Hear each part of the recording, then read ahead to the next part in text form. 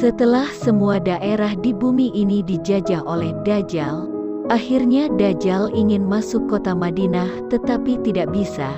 Pasalnya kota Madinah telah dijaga oleh para malaikat, padahal di dalam kota Madinah juga banyak orang-orang kafir dan munafik, dan kemudian bumi Madinah berguncang sebanyak 3 kali.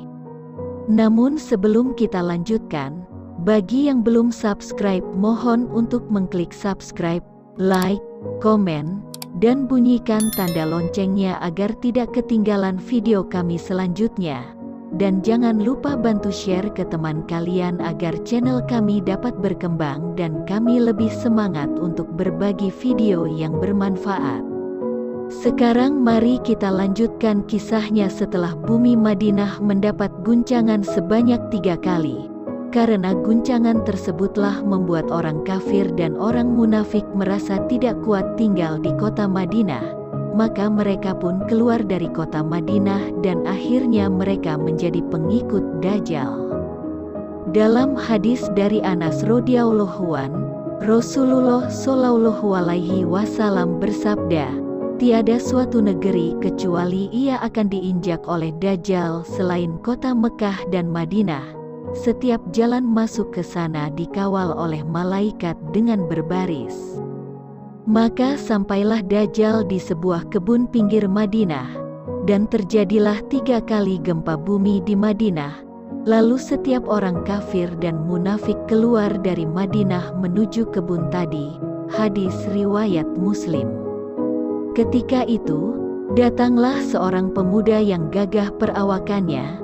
Kedua matanya bersinar, pandangan matanya tajam, wajahnya tampan, dan kata-katanya tegas. Dia tidak lain adalah baginda Nabi Khidir. Akan tetapi, perlu diketahui bahwa baginda Nabi Khidir muncul ke dunia pada saat itu bukanlah sebagai nabi, akan tetapi sebagai umat Nabi Muhammad SAW, karena beliau adalah nabi utusan Allah yang terakhir. Pada awalnya, Baginda Khidir bertemu dengan para pengikut Dajjal hingga terjadilah perdebatan dengan mereka, sampai akhirnya Baginda Khidir akan dibunuh oleh pengikut Dajjal. Karena dalam perdebatannya Baginda Khidir tidak mengakui Dajjal sebagai Tuhan, bahkan mendustakannya, sementara saat itu Dajjal sedang menjadi sesembahan mereka yang dianggapnya sebagai Tuhan. Akhirnya Baginda Khidir ditangkap dan diserahkan untuk dihadapkan kepada Dajjal. Sesampainya di sana terjadilah perdebatan sengit antara Baginda Khidir dengan Dajjal yang mengaku bahwa dirinya adalah Tuhan. Akan tetapi walaupun demikian Baginda Khidir tetap tidak mau mengakui kekuasaan Dajjal. Malah ia semakin mendustakan Dajjal. Ia berpidato di hadapan umat manusia dengan berkata, "Wahai manusia, ingatlah, ini adalah Dajjal si pembohong besar, yang sebelumnya telah disabdakan oleh Nabi Muhammad SAW." Kemudian Dajjal murka, dengan mengancam Baginda Khidir akan dibunuhnya. Akan tetapi Baginda Khidir tidak gentar dengan ancaman itu, dan akhirnya Baginda Khidir dihukum dengan digergaji mulai dari ubun-ubun kepala sampai dengan duburnya, hingga pada saat itu tubuh Baginda Khidir terbelah menjadi 2. Lalu Dajjal dengan sihirnya menghidupkan kembali Baginda Khidir dengan tujuan agar meyakinkan Baginda Khidir dan siapa saja yang melihatnya supaya percaya bahwa dirinya adalah Tuhan yang bisa membuat hidup dan matinya seseorang. Kemudian di saat itu ia berkata pada tubuh Baginda Khidir yang kondisinya sudah terbelah menjadi 2. Ia berkata, "Berdirilah," dan ternyata benar saja, tubuh Baginda Khidir yang tadinya telah terbelah menjadi 2 itu menyatu seperti semula, dan berdiri hidup kembali. Sungguh luar biasa kelebihan sihir Dajjal pada saat itu. Akan tetapi walaupun demikian, Baginda Khidir tetap bersikukuh dengan keyakinannya, bahwa tidak ada Tuhan selain Allah dan tidak akan pernah mempercayai Dajjal sebagai Tuhan. Malah Baginda Khidir semakin menunjukkan sifat kesatrianya. Dajjal dicaci maki dan didusta-dustakan. Semua argumen Dajjal dibantah dengan dipatahkan oleh kata-kata Baginda Khidir. Dajjal akhirnya semakin kesal dan hendak membunuhnya sekali lagi. Akan tetapi untuk yang kedua kalinya Dajjal tak sanggup melakukannya. Cerita ini sesuai dengan hadis Rasulullah yang berbunyi, pada suatu hari Rasulullah menceritakan kepada kami tentang Dajjal dalam suatu cerita panjang.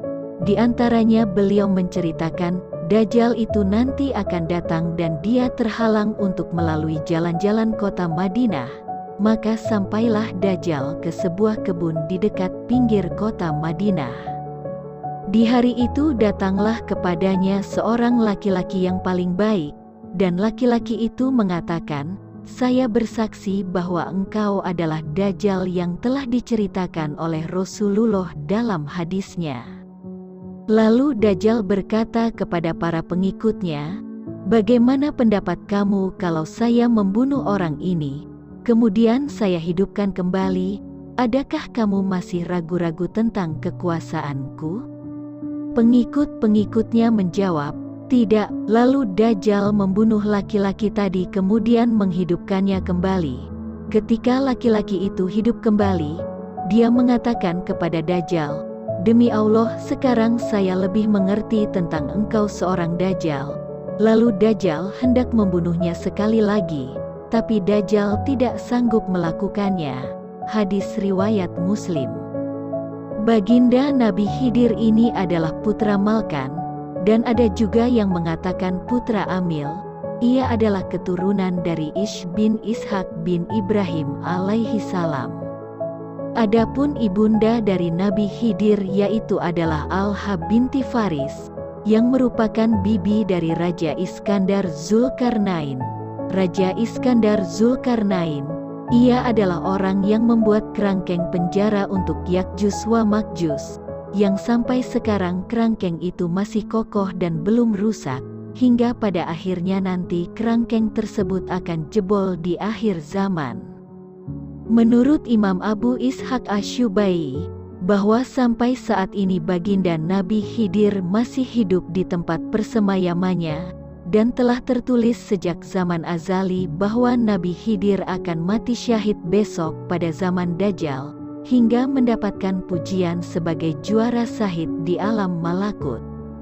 Demikian kisah kali ini, dan nantikan kisah selanjutnya yaitu munculnya Imam Al-Mahdi yang diutus oleh Allah untuk menenteramkan kekisruhan manusia di bumi yang diakibatkan oleh adanya Dajjal, hanya di AG Channel. Terima kasih sudah nonton dan jangan lupa bagi yang belum subscribe mohon untuk mengklik subscribe, like, dan bunyikan tanda loncengnya agar tidak ketinggalan video kami berikutnya. Terima kasih.